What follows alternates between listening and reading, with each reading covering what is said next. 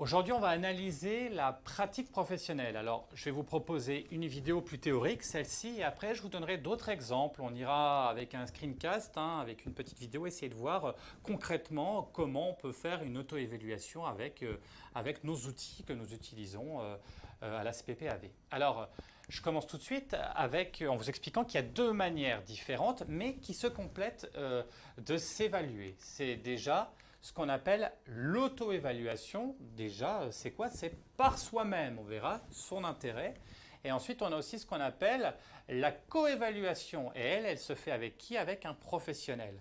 Je le répète, les deux sont importantes, sont indissociables et ont besoin de quelque chose qu'on n'a pas encore évoqué. C'est un outil.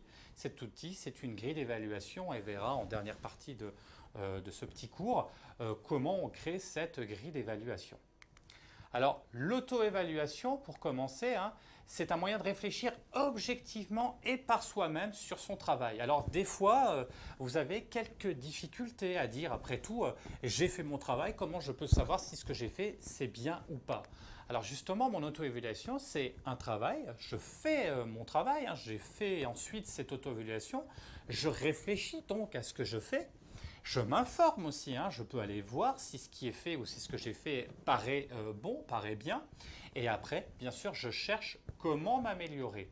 Ce qui est très très important déjà, c'est qu'il faut avoir, mais pour tout type de métier, c'est une qualité d'adaptation. C'est-à-dire déjà accepter aussi le fait qu'on fait aussi des erreurs et que, ou alors qu'on fait différemment. J'ai appris quelque chose de théorique, mais sur le tas, dans son lieu de travail, à l'entreprise, des fois je fais différemment. Il faut aussi accepter de s'adapter aux contraintes et aux besoins de l'entreprise ou du lieu dans lequel je suis. Ensuite, ce qu'il faut aussi faire, c'est être curieux.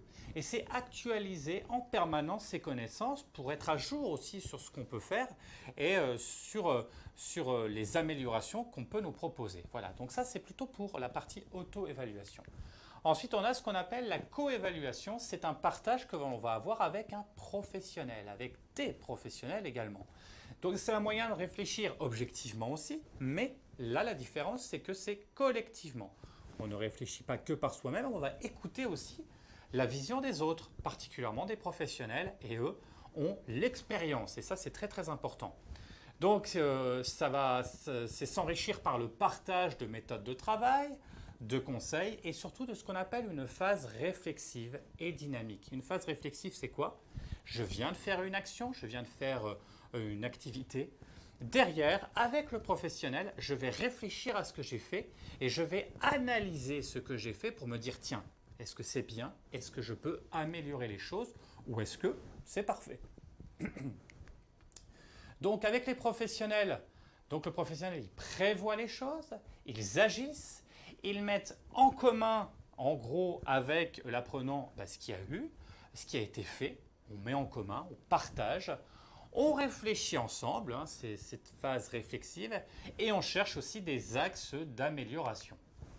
Donc, comme le dit Philippe Carré, pour conclure sur cette évaluation et co-évaluation, auto-évaluation également, on peut apprendre toujours seul, mais jamais sans les autres. Et ça, il ne faut pas l'oublier. On peut progresser, mais il ne faut pas oublier qu'on a besoin des autres qui vont nous apporter, qui vont partager leurs connaissances et leur savoir.